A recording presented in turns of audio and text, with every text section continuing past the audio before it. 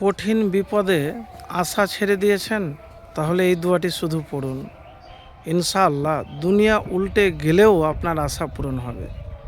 তো প্রিয় ভাই, আমি যে দোয়াটির কথা বলবো হয়তো জানেন, মানুষের জন্য দোয়া ইউনুসের ফজিলত ও গুরুত্ব অনেক বেশি। এই দোয়ার সঠিক আমলে মানুষ দুনিয়ায় যাবতীয় বিপদ আপদ থেকে মুক্তি পায়। হাদিসে দোয়া ইউনুসের ফজিলত এর উপকারিতা আমি শুধু তুলে ধরব, এবং একে দোয়া ইউনুস কেন বলে, যে ইউনুস আলাইহিস সালাম এই দোয়া পাঠ করেছিলেন, তার জন্যে দোয়া ইউনুস নামে পরিচিত।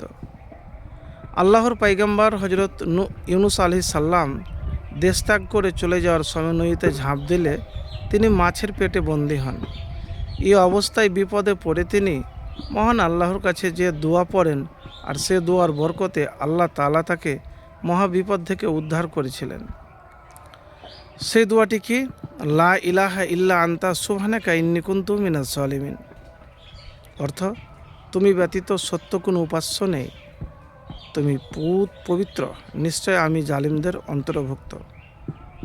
তো প্রিয় ভাই, আর মাছওয়ালা ইউনুস আলাইহিস সালামের কথা স্মরণ করুন। তিনি রাগ করে চলে গিয়েছিলেন, অতঃপর মনে করেছিলেন যে আমি তাকে ধরতে পারবো না। তিনি অন্ধকার মধ্যে মাছের পেটে থাকা অবস্থায় একথা বলেন, লা ইলাহা ইল্লা আনতা সুবহানাকা ইন্নী কুনতু মিনাজ জালিমিন।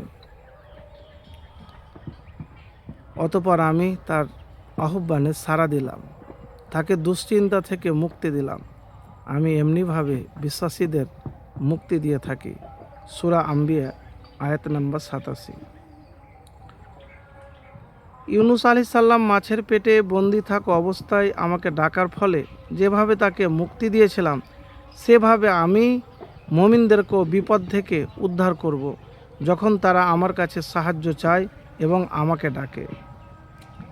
প্রিয় ভাই, আরেকটি হাদিসে রয়েছে যে লা ইলাহা ইল্লা আনতা সুবহানাকা ইন্নী কুনতু মিনাজ জালিমিন।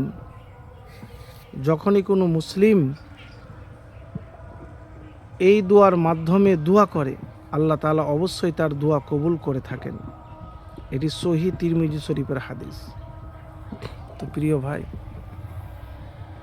আশা ছেড়ে দিয়েছেন, কঠিন হতাশায় আছেন, কি করবেন?